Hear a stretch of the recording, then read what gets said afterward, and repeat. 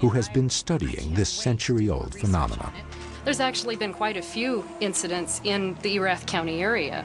June 12th, 1891, there was a brilliantly glowing bale of cotton suspended 300 feet in the air.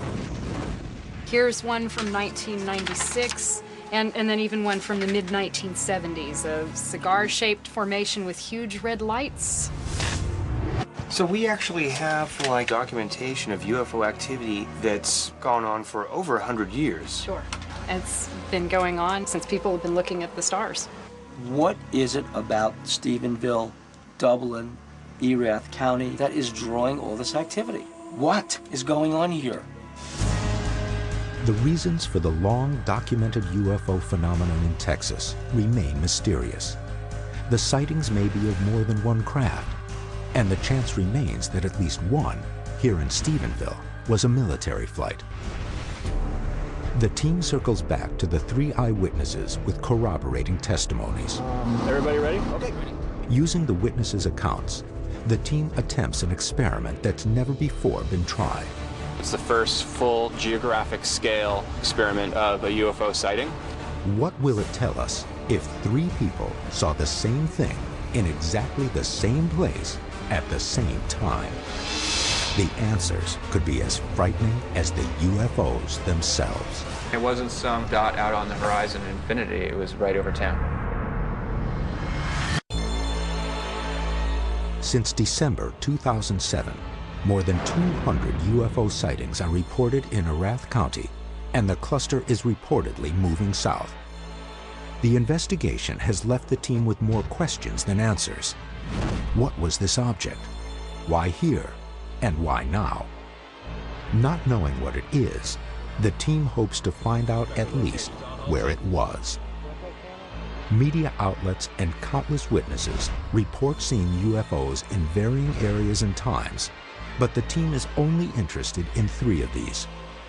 The reports from January 8th between 8 and 9 p.m. This is actually a pretty exciting experiment we're doing here. As far as I've ever heard of, it's the first full geographic scale triangulation experiment of a UFO sighting. If the 3 sight lines of the witnesses intersect, then the team can scientifically pinpoint where the unknown object was located.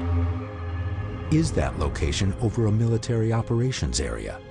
Do radar images account for a craft there? Are the townspeople mistaking military jets flying out of their designated airspace? One thing is evident. There was something in these skies. Going to go around and get you guys into the proper positions relative to this site. The team is at the Stephenville City Park near the airport. In ordinary triangulation experiments, one must stand in the exact position of the witnesses, project a laser to create their sight line, and determine where they intersect. But because it is against FAA regulations to fire a high-powered beam in the sky, the team recalculates the coordinates to fit their experiment in a smaller area.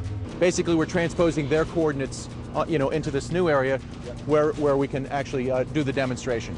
And we'll all set up you, and then I'll be the 3rd point. We'll all be on radio, and we'll be in position, ready for the balloon. Right. And as soon as that's all solid and good, shine your lasers on there, and we'll see if we can get a reaction on the... they intersect.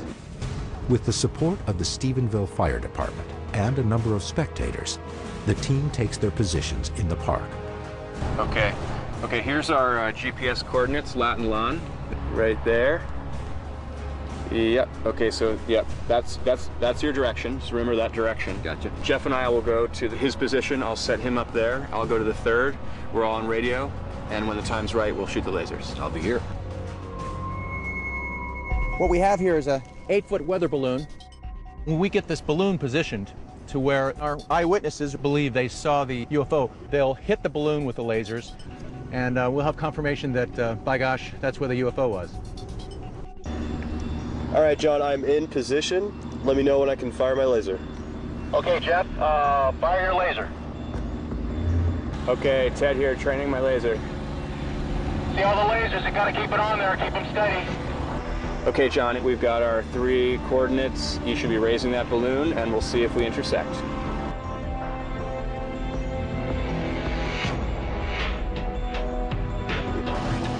Now that looks like it could be a UFO. It's looking good. All right, all 3 are on there?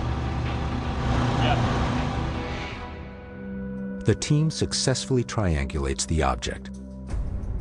According to the team's findings, on January 8th, around 8 p.m., an unidentified object was approximately 2 miles east of Stephenville, near Clark Field Municipal Airport.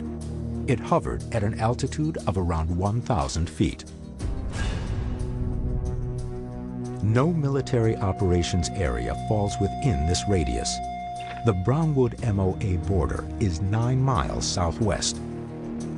And according to recently released FAA radar data, no known military or commercial aircraft were in the area of the UFO that night. This really leaves me, wondering what's going on in Stephenville. What numerous witnesses claim can be scientifically validated. But was this object extraterrestrial?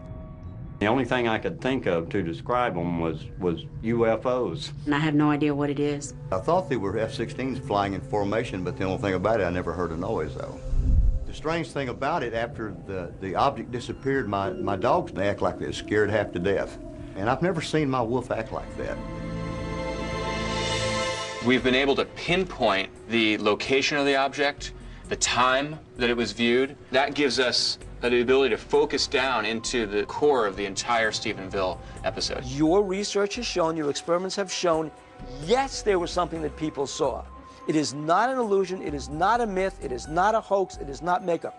That object exists. But was it an extraterrestrial spaceship? We can't prove that. But in this time of national security, what would be hovering over an airport that is not an airplane?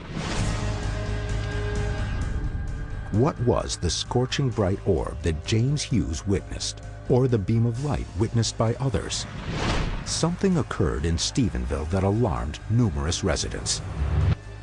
City Councilman Mark Murphy reports one story spreading throughout the town. I have a contact in the military who told me that this was most likely some sort of cloaking device that they're working on. They do have a cloaking device that bends light. It's large enough for a soldier, and the only way to track it is with lasers.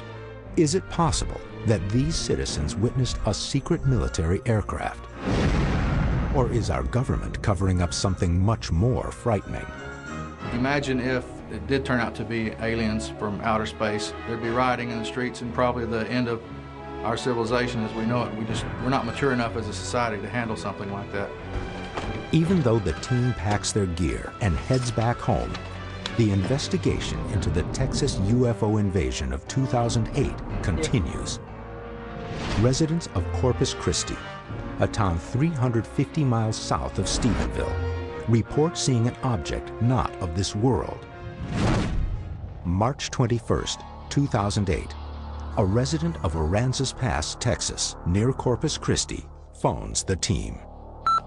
Hey, I heard you guys was up in Stephenville, and here I had seen what possibly could be a UFO in the sky, with sparks trailing from it. Really something to see. Give me a call.